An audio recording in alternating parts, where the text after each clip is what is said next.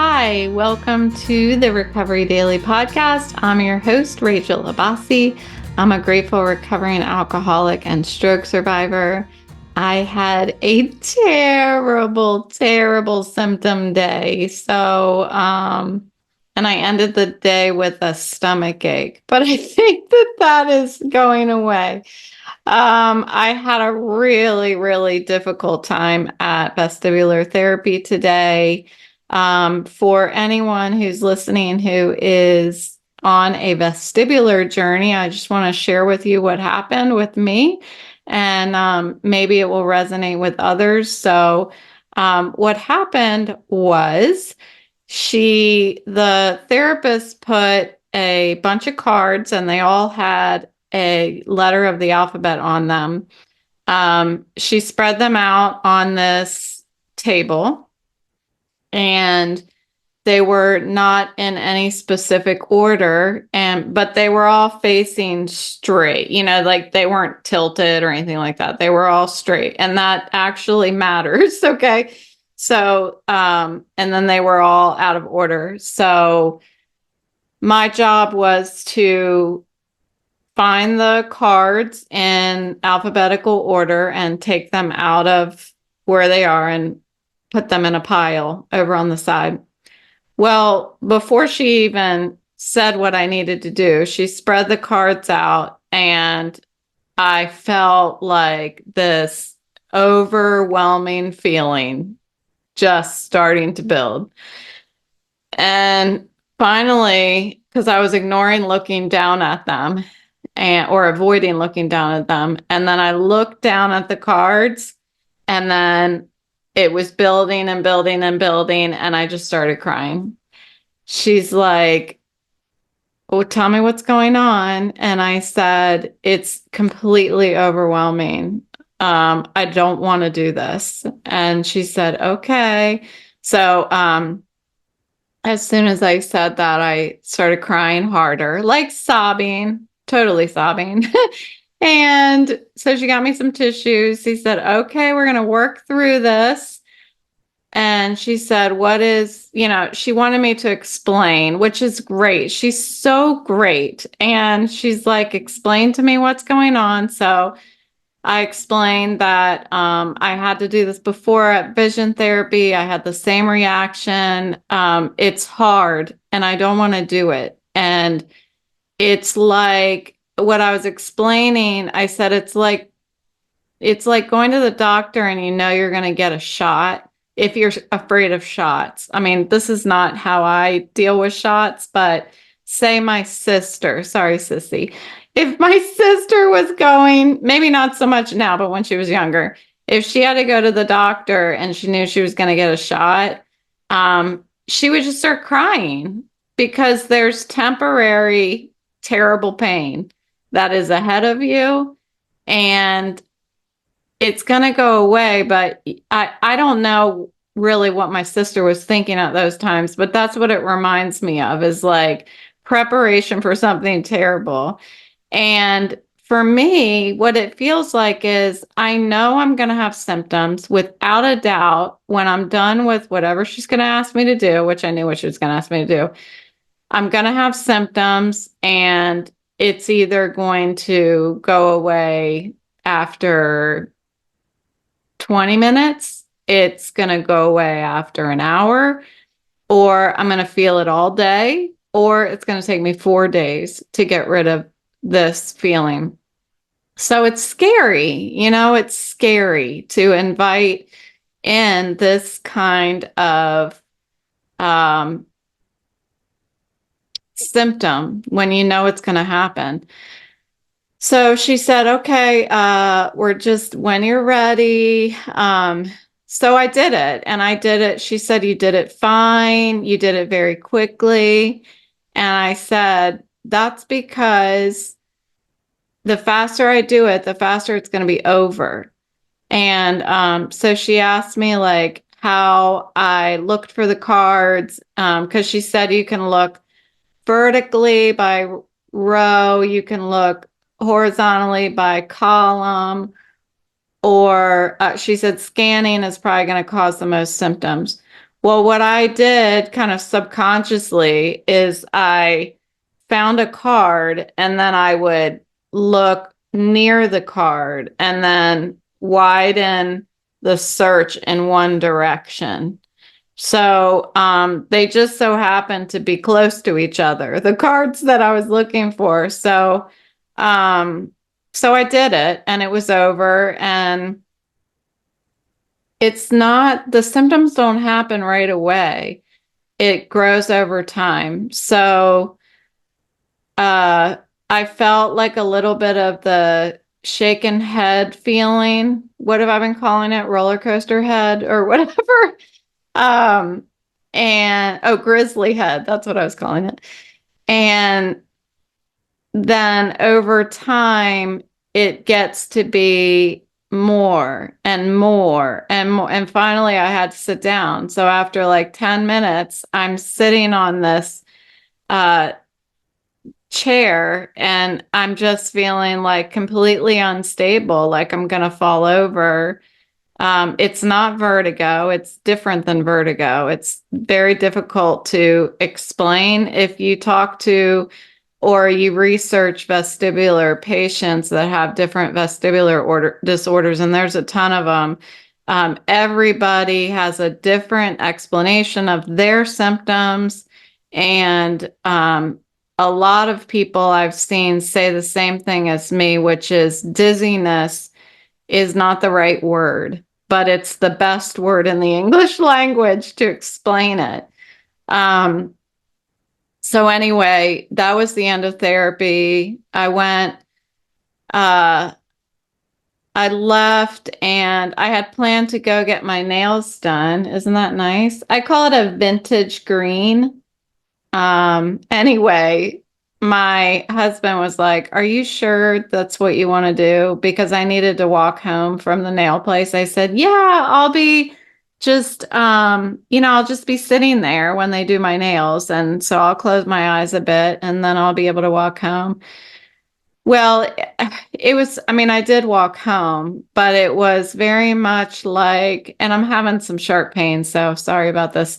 But it was very much like I was looking like if somebody were to look at me, I was just like in a daze, just trying to not focus on anything, but get home. So it was beautiful outside. I can say that's if there's a good thing about what happened today, it was a beautiful, beautiful weather when I was walking from the nail place home, which is about a half a mile, I think. So just a lot of discomfort and stuff. But I did it, right? That's the only way. The only way to it is through it. So I did it. She had actually taken into the room as the next uh, exercise, she had taken into the room this big board, like poster board, and it was white on one side and it had all the alphabet letters on it, but the alphabet letters were like not straight. They were facing in all different directions and they were out of order. And I took one look at that and I felt nauseous. And then the other side of the board, get this, I was like, you got to be crazy if you think I'm going to do that. The other side of the board was like this shiny, reflective material on the background, kind of like the stickers. If you were into stickers in the 80s and you had a sticker book like me, lots of the stickers had this like reflective, shimmery, metallic look to them. That was the back of the board. And then it had same thing, all the letters on it, and they were facing all different directions. There's no way. So I never worked with the board at all today. I had a hard time even looking at the letters facing normally sitting on a black table. So I wanted to share that because it's important that I share these, unique symptoms. And the reason why is because I had such a difficult time finding people that were suffering from the same symptoms as I am. So, as much as I can talk about it, somebody might run across this episode and say, "Oh, that's me. That's what I have," because it's so hard to get diagnosed for vestibular disorder. I still haven't even gotten the formal diagnosis, but I couldn't be more certain that that's what's going on because of all of the symptoms that have been slowly unfolding as the therapist, does these exercises with me.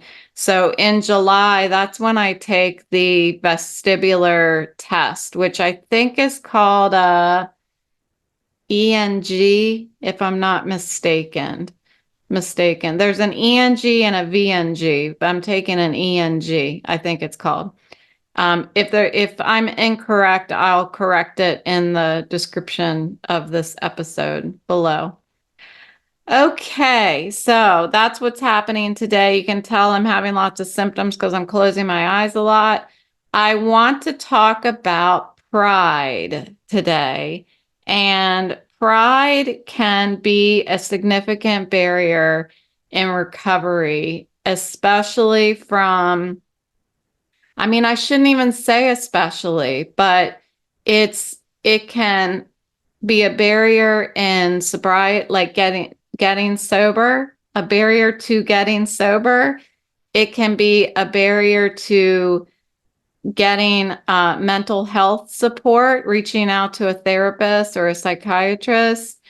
And it can be a barrier as well for getting support, professional help for stroke recovery as well.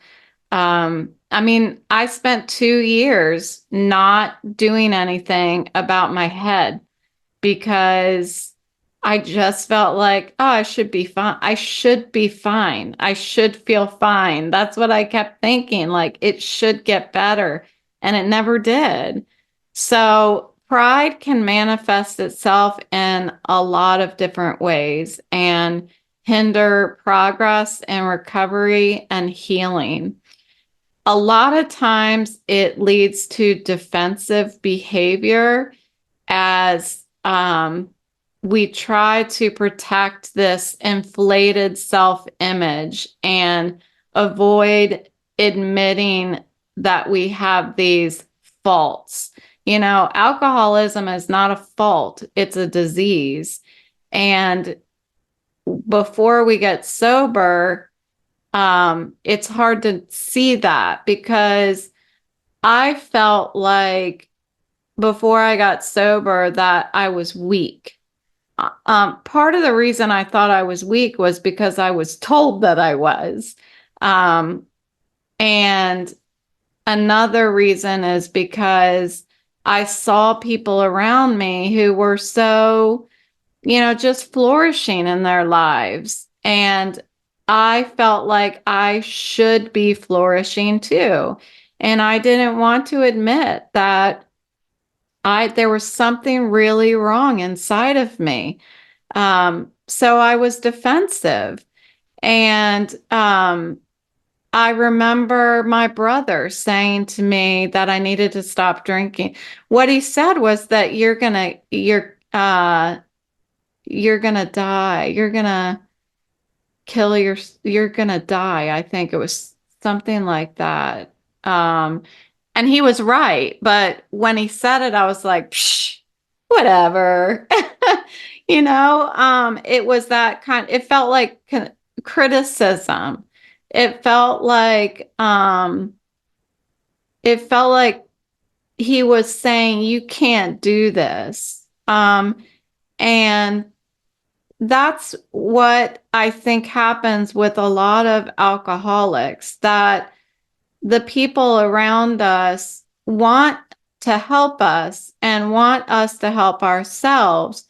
And the only way that it seems possible to do that is to provide advice, provide like, either supportive advice, or eventually it just gets to be almost like frustrated advice. But as an alcoholic, I could not take constructive criticism. I was a lot of times blaming others for where I was failing. And I would say there were times that I responded aggressively, for sure. Especially when it came to my ex-husband. I think that wherever I could, I would find a place to blame him. And I think that was unfair. And um,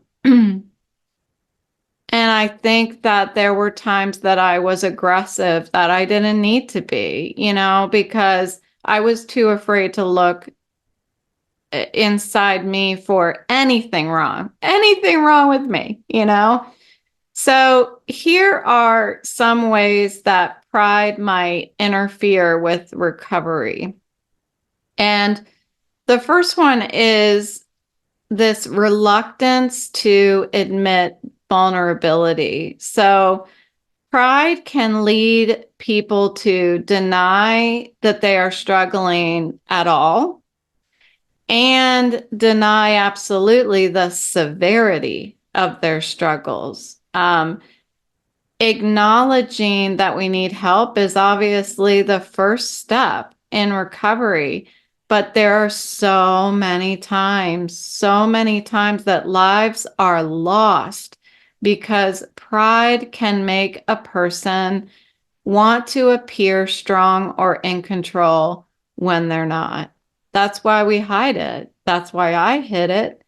I hid it because I didn't want anybody to know that I was 100% dependent on alcohol in order to function at all, to even show up for life. I couldn't do it without alcohol. And I didn't want anybody to see when I didn't drink alcohol how much that physically broke down my body. I would just start shaking, and I physically couldn't get out of bed even. It's wild to even think about those days when I couldn't even get out of bed.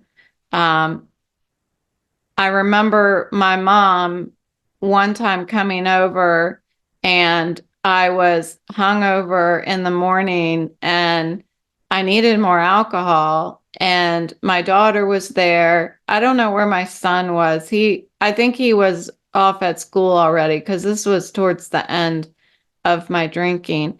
And my mom stood there while I was like just curled up in fetal position on my bed. And my mom's like, Rachel, you got to get up. You got to get your shit together.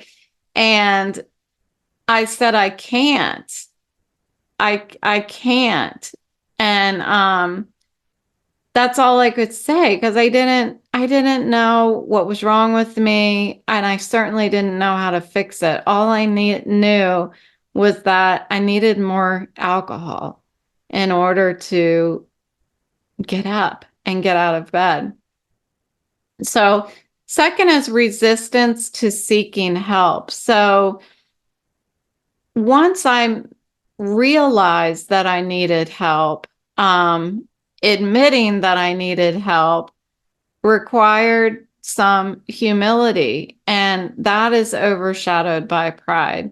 So, individuals might avoid seeking help because, again, they don't want to appear weak or incapable, or they may feel that they can handle their problems on their own.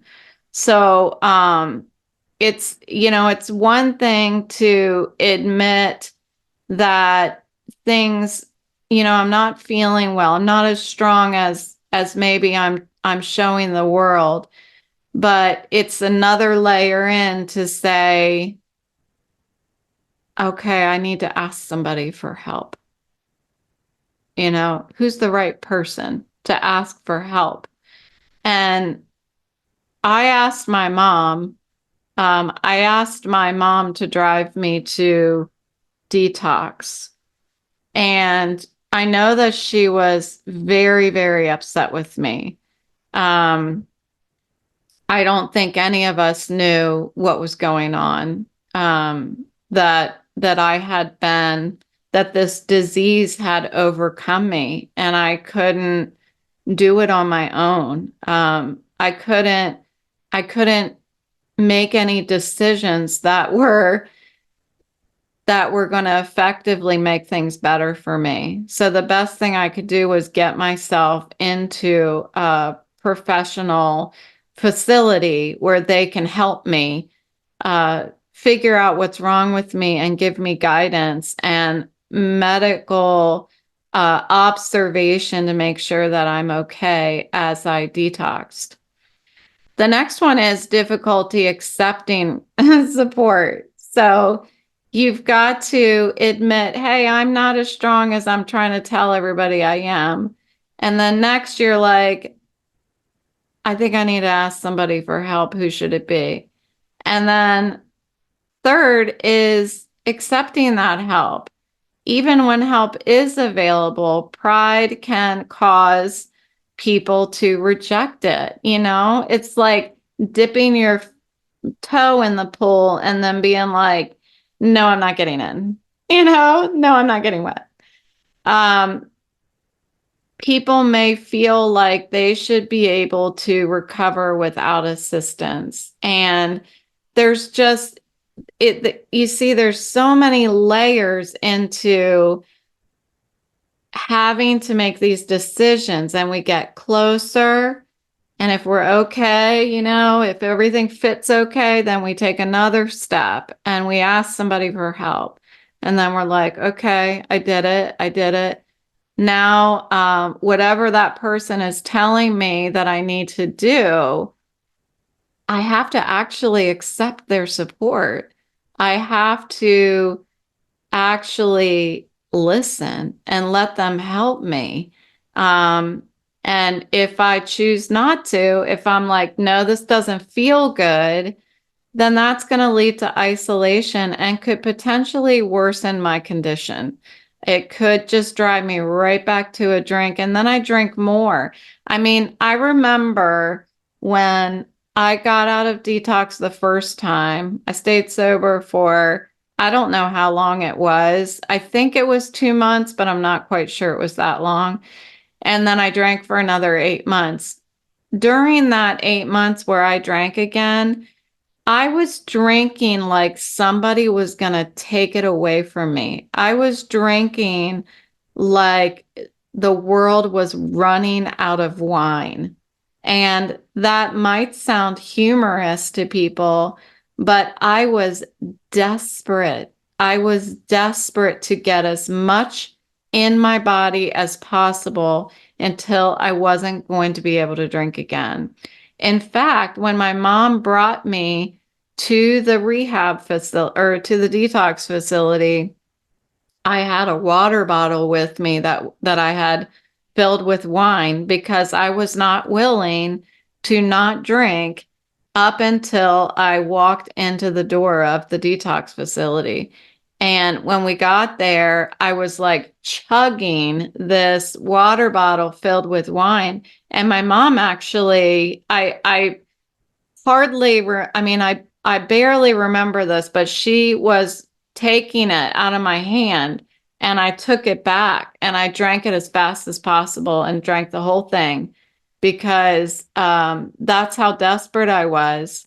It was insanity. It was absolute insanity. The next way that pride can get in the way is challenging when we need to share and be open. So we've admitted that we've gotten vulnerable. We've considered asking for help. We've found somebody to ask for help. We've accepted the help. Now we're in this process. The process has started. And that means I have to talk. And recovery requires us to share our experience, whether it is in therapy, counseling, support groups, or with our sponsor. And pride might prevent individuals from being open about their feelings and experiences, which is essential for our healing and for our understanding, our self-reflection, our ability to turn the light inward and see what's going on inside there, to empty our dark place and get lighter and figure out how can we actually live without the substance. One of the steps that requires this kind of sharing and openness is steps 4 and 5. And there are lots of people that relapse at step 4 because that is really the beginning of having to open that creaky gate to our dark place and start shining the light on it. And that is scary and it's uncomfortable and it can be very painful.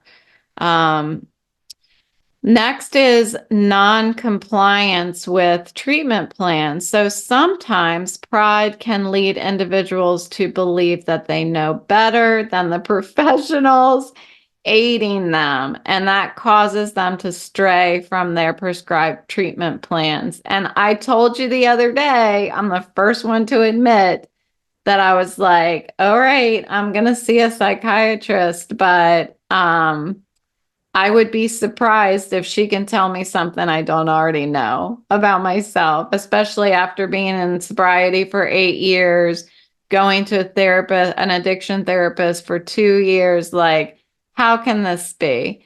But I did it anyway. And I learned that in my program. I did it anyway. I did the next right thing. I knew that that was the right thing to do, whether it felt right or not. Right? Does that make sense? I knew that it was the right. If I was outside of myself and I was looking at somebody, or let's say I'm outside of myself looking in, and I'm diagnosing, okay, what does this girl need to feel better? I would say she needs to talk to a professional, a psychiatrist. So that's why I did it, because when I took my emotions out of it, I took my wanter, I turned off my wanter and thought about what's the next right thing. It was to go see a psychiatrist. And if I were to listen to that prideful side of me that says, Psh, I know what's best for me, I can counsel myself, then I would have had more of a setback. I would have continued to decline for sure. Recently, I didn't necessarily feel that way when I went to an addiction therapist. I felt I needed her. I needed her. And I had a different feeling about it. I felt desperate then. This time I felt prideful, and that's unhealthy. So I'm really proud of myself right now. I'm thinking about, I'm like, yay, good for you. You did it anyway. So that's the program in action. Yay me. And so finally, comparing and competing. So pride can drive a person to compare their progress with others. And that can be very demotivating or lead to feelings of inadequacy if others appear to be recovering more quickly or successfully. In this respect, I can compare this to my vestibular therapy. I yesterday listened to a podcast where they interviewed a vestibular patient. And I can't remember what the name of the podcast was, but She very much was talking about some similar symptoms that I experience. And she said, like, she went to a vestibular therapist and she talked about some of the exercises that she had to do with the vestibular therapist. And she said, well, I was supposed to do it once a day, but I did all my exercises twice a day. And I heard that if I go to this, like, I need to practice going to the supermarket and walking down an aisle. So she went to the supermarket every single day and walked down an aisle. And I'm thinking, I don't think I would be okay if I did it every day. I don't think I would be able to handle that. I think that would drive me into a decline. Like when I went back to work for 2 years and just kept trying as hard as I could and just breaking me, I feel like that would break me. So the feeling I had afterwards, honestly, was maybe I shouldn't even go to therapy at all anymore. Isn't that weird? I felt like, well, if she was able to just keep going and she just kept improving, I mean, it took months. If she just kept improving, then why am I even trying? Because I don't feel like mine is improving. I'm just learning how to manage living with these symptoms, but my symptoms aren't actually going away. Why should I even maybe just stop? Maybe just stop therapy. So that is a great example of being demotivated by comparing myself to somebody else and feeling inadequate in my recovery. So that would be pride getting in the way. So to overcome these barriers that pride puts up for us, fostering humility and openness and maintaining focus on myself rather than focusing on how I am perceived by others can be beneficial. So pride is really about how I want to appear to others. And if I have humility, which I continue to learn so much about constantly in my sobriety program. So having humility brings me down so that I don't feel like I need to portray some image to the public. I mean, it just sounds ridiculous when I even say it. But being open, the more that I can be open and talk about what's really going on the inside rather than portraying what I think I want others to see in me. Um, I think that is a way to maintain a focus on my own health and recognizing the value of the collective wisdom of other people and their experiences who have walked similar paths can help mitigate the impacts of my pride in recovery. Like, get humble and listen, like, shut up and listen. And wherever I can, just like when I entered sobriety, listen to what is going to give me value for my recovery and stuff that doesn't make me feel good, just throw it out. I'm here to put tools in my toolbox. I come to this podcast hoping that whatever pearls of wisdom that I share with you all also build into another tool to stick in my toolbox. I like to come here and talk about these things that I hear in podcasts and support groups and that kind of thing, because as I articulate it, it means it's going through this. I feel like it's like a washer, like a dishwasher, like it's cleaning out all the muck of what I heard, and I'm getting a shiny new tool that I can stick in my toolbox after I've talked through it with you all. So you guys are my dishwasher. There you go. Thank you for joining me today on the Recovery Daily podcast. I will talk to you tomorrow.